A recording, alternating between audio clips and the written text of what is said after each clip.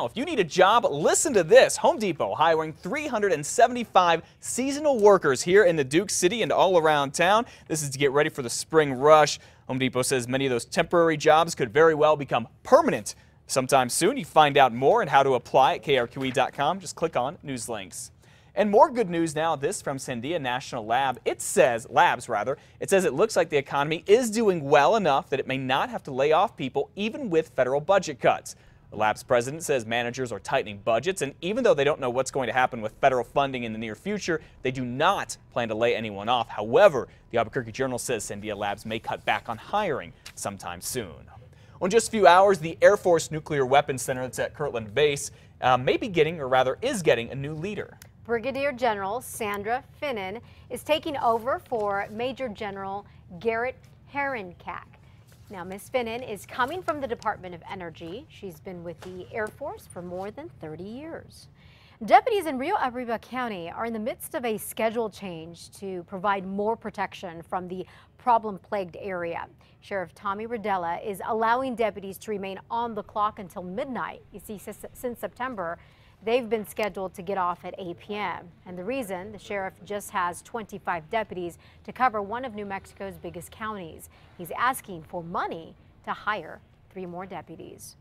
In just a few hours, we should find out if one of the 4 doctors in the whole country who openly performs late-term abortions will be disciplined by the New Mexico Medical Board. This all comes from a case 2 years ago where a woman from New York came to Albuquerque for a late-term abortion after learning her baby had severe brain abnormalities. This woman was almost 9 months pregnant at the time. It's when Dr. Shelly Sella performed the abortion in a clinic. Now, during it, the mother's uterus ruptured and she was rushed to the hospital. The medical board is looking at whether that abortion should have been done in a hospital to begin with because it was so risky.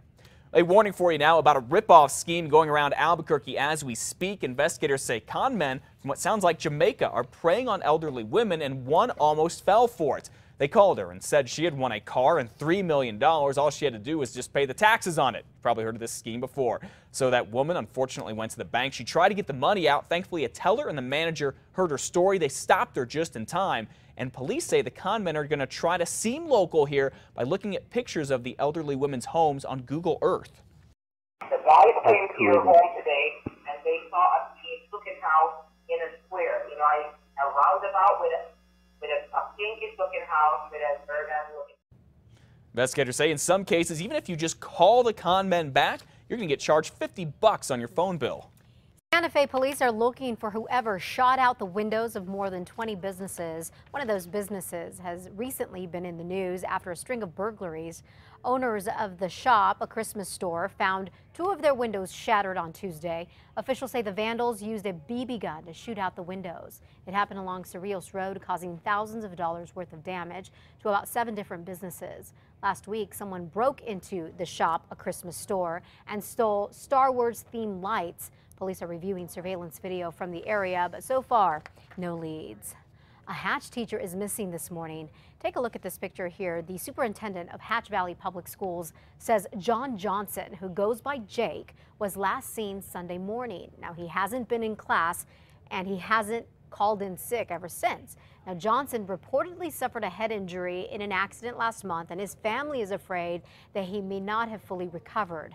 His colleagues say that he likes to go to the mountains near Silver City and near the Arizona border area. Call police if you have any information on his whereabouts. Hopefully he's okay.